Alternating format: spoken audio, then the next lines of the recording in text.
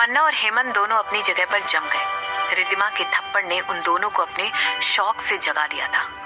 Cousin? बिल्कुल भी नहीं। अपने गंदे मुंह से मुझे बहन बुलाने की कोशिश भी मत करना।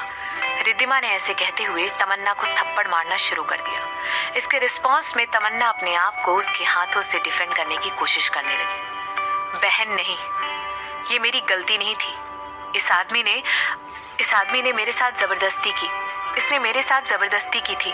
मैं तो बस, तमन्ना अपने बचाव में दलील देते हुए कहने लगी। और तुम सोचते हो तुम्हारा विश्वास कर लूंगी? तुम्हें क्या लगता है कि मैं कोई बेवकूफ हूँ? तुम्हारी हिम्मत कैसे हुई? रिद्धिमा ने पूछा। रिद्धिमा, रुक जाओ, शांत हो जाओ।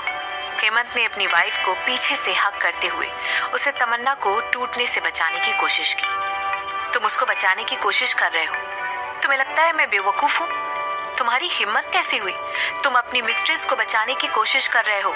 रिद्धिमा ने गुस्से में कहा। शांत हो जाओ, शांत हो जाओ, हम इसके बारे में बात कर सकते हैं, हेमंत ने कहा। तुम उसे बचाने की कोशिश कर रहे हो? रिद्धिमा ने अपने हस्बैंड पर चिल्लाते हुए कहा। आखिर वो कैसे इस बात को बर्दाश्त कर सकती थी कि हेमंत किसी दूसरी औरत की साइड ले रहा था। उसका हाथ अचानक ही हवा में उठ गया और हेमंत के गाल की तरफ बढ़ने लगा। और फिर वो कहने लगी, तुम कमीने कहीं के, आई हेट यू, मैं तुमसे नफरत करती हूँ। बहन, उसे मत मारो, ये सब मेरी गलती है, सब मेरी गलती है। तमन्ना जमीन पर नीचे झुककर अपने घुटनों पर आकर माफी मांगने लगी। उसे देखकर उस पर बहुत ज्यादा दया आ रही थी। उसने तुरंत रिद्धिमा के पैरों को पकड़ लिया और जितना हो सके बेचारी लगने की कोशिश की। उसे पूरा यकीन था कि इस आपाधापी की वजह से ऑलरेडी बाहर खड़े हुए स्टाफ की नजर उन पर पड़ चुकी है। तमन्ना चाहती थी कि हर किसी को पता चल जाए कि असल जिंदगी में रिद्धिमा कितनी ज्यादा पागल और अनकंट्रोलेबल इंसान थी। ऐसा बिल्कुल भी नहीं था जैसी वो अपने शांत चेहरे से सबको देखने की कोशिश करती थी। रिद्धिमा को हमेशा उसके शांत और दयालु बिहेवियर की वजह से जाना जाता था। उसके फैंस उससे इसलिए प्यार करते थे क्योंकि वो बहुत ही शांत रहती थी और उसके चेहरे पर हमेशा एक प्यारी सी स्माइल बनी रहती थी। जबकि इंडस्ट्री में बहुत सारे लोगों को ये बात पता थी कि ये सब कुछ बिल्कुल झूठ था और रिद्धिमा ने सबका अफेक्शन और अटेंशन पाने के लिए ये स्वांग रचा था। लेकिन उनमें से कभी किसी की हिम्मत नहीं हुई कि वो उससे सीधी सीधी बात कह सके। बहन, ये सारी मेरी गलती थी, प्लीज अब और ज्यादा गुस्सा मत करो, प्लीज। तमन्ना रिद्धिमा को रोकते हुए कहने लगी। तुम बाजारू कहीं की? रिद्धिमा ने चिल्लाते हुए तुरंत अपना अटेंशन नीचे झुकी हुई तमन्ना पर दिया। इसके बाद उसने अपनी आंखें छोटी करके हेमंत की तरफ देखा और कहने लगी, दरवाजा बंद कर लो। आज मैं इस औरत को दिखाऊंगी कि जो लोग भी मुझसे वो छीनने की कोशिश करते हैं जो मेरा होता है, उनके साथ क्या होता है। अभी बंद करो। रिद्धिमा ने चिल्लाकर एक बार फिर से हेमंत को दरवाजा लॉक करने के लिए कहा। जैसे ही उसने देखा कि हेमंत उसकी बात पर जरा भी रिस्पॉन्स नहीं कर रहा है, वो तुरंत गुस्से में अपने दांत पीसने लगी और तेजी से बढ़कर दरवाजे को खुद ही लॉक करने चली गई। तमन्ना की आंखें बड़ी हो गईं। अपनी नजरों को हेमंत की तरफ शिफ्ट करते हुए सोचने लगी कि शायद वो अपनी वाइफ से बचाने में उसकी हेल्प करेगा। अनफॉर्चुनेटली हेमंत भी अपनी वाइफ से डरकर वहां पर जमा हुआ खड़ा था। उसकी आंखें अपनी वाइफ के हर एक्शन पर इधर उधर हो रही थी, लेकिन उसके चेहरे का एक्सप्रेशन एक बार भी चेंज नहीं हुआ था। जो कुछ भी उसने किया था उसका पछतावा उसके चेहरे पर साफ साफ दिखाई दे रहा था। हेमंत, क्या तुम हमारे बच्चे को चोट पहुंचाने दोगे? ऐसा कहते हुए तमन्ना ने जितना हो सकता था बेचारी बनने की कोशिश की। वो प्रेग्नेंट नहीं थी, लेकिन बच्चे का नाम लेकर वो इस समय खुद को बचा सकती थी। इस बार रोते हुए वो कहने लगी, हेमंत, ये तुम्हारा बच्चा है, तुम्हारा अपना खून। हाँ, तुम्हें लगता है मैं तुम्हें सिर्फ इसलिए चोट नहीं पहुंचा पाऊंगी क्योंकि तुम प्रेग्नेंट होने के लिए क्लेम कर रही हो? रिद्धिमा ऑलरेडी नीचे झुकी हुई तमन्ना के सर पर खड़ी हुई थी। उसकी आंखें गुस्से से लाल हो चुकी थी और उसने अपनी नजरों को पूरे ऑफिस में घुमाया और किसी चीज को टटोलने की कोशिश की। कुछ देर बाद वो चलकर हेमंत की टेबल के पास गई और उसने वहां पर रखे हुए पेन में से एक उठा लिया और कहने लगी, तुमने मेरे हस्बैंड को सड्यूस करने की कोशिश की। ऐसा कहते हुए उसने अपनी उंगलियों के बीच पेन पकड़ लिया और उसकी उंगलियां गुस्से में सफेद हो गई थी। क्या तुम क्या करने की प्लानिंग कर रही हो? तमन्ना ने तुरंत अपनी जगह पर खड़े होकर पूछा। उसके चेहरे पर एक अलार्म साफ साफ दिखाई दे रहा था। उसके चेहरे पर एक अलार्म साफ साफ दिखाई दे रहा था। क्या रिद्धिमा वाकई में उसे हेमंत के सामने चोट पहुंचाने वाली थी?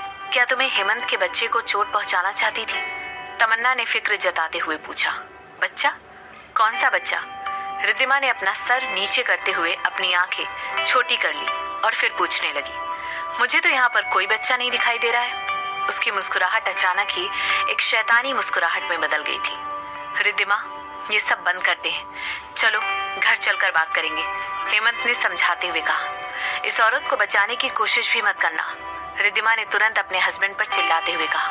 अगर तुम अब भी मुझे और अपने बेटे को जिंदा देखना चाहते हो तो तुम मुझे कुछ भी करने से रोकोगे नहीं, वरना तुम अच्छी तरह जानते हो मेरा गुस्सा कितना तेज है। तुम्हारे कहने का मतलब क्या है? हेमंत फिर से सवाल पूछने लगा।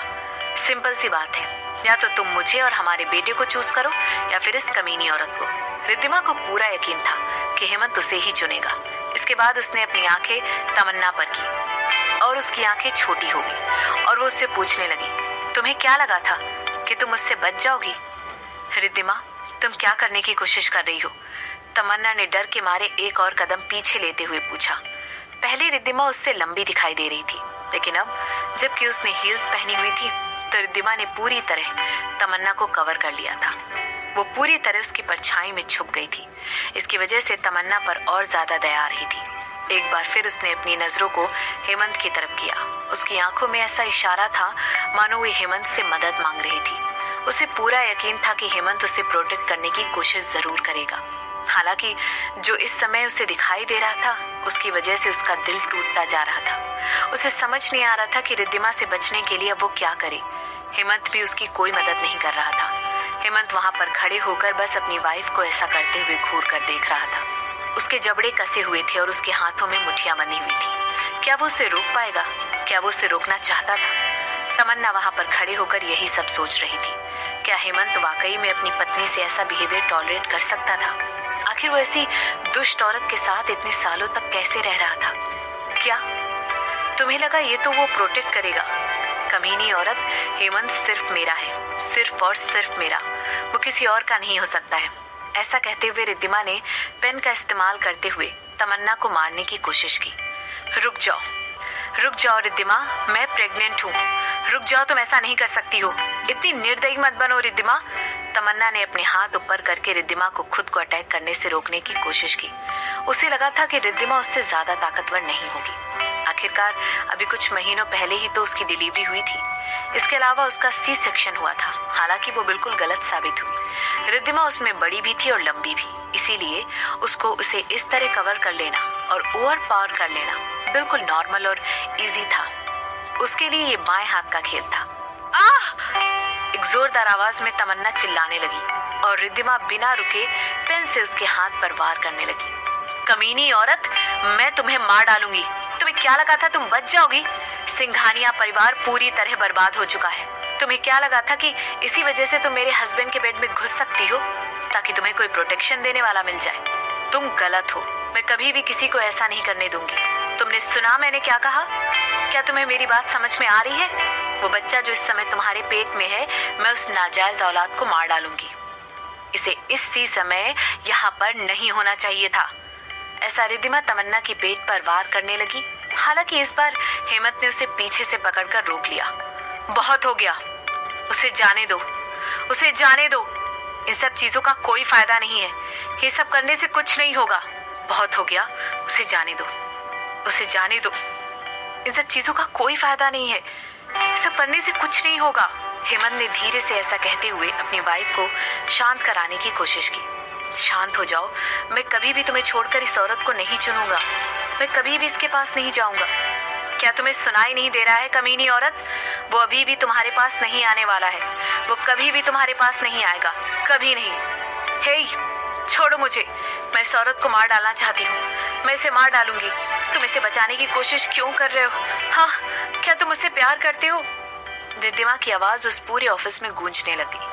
उसने जिस तीखी आवाज में ये बात पूछी थी, उसकी वजह से बाहर तक उसकी आवाज निकलकर जाने की पॉसिबिलिटी बढ़ गई थी। इसके बाद वो फिर आगे आग बबूला होते हुए कहने लगी, मैं तुम्हारी मिस्ट्रेस को मार डालूंगी। मुझे जाने दो हेमंत, मुझे जाने दो, छोड़ दो मुझे।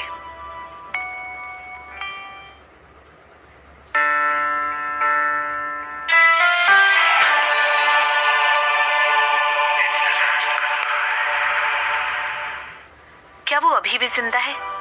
ऐसा कहते हुए रिद्धिमा तुरंत अपनी सीट से उठकर खड़ी हो गई और हेमंत के बॉडीगार्ड की तरफ देखने लगी। उसने तुरंत अपने लिप्स पर एक बाइट किया और इसके बाद हेमंत की तरफ देखा। वो जिंदा है।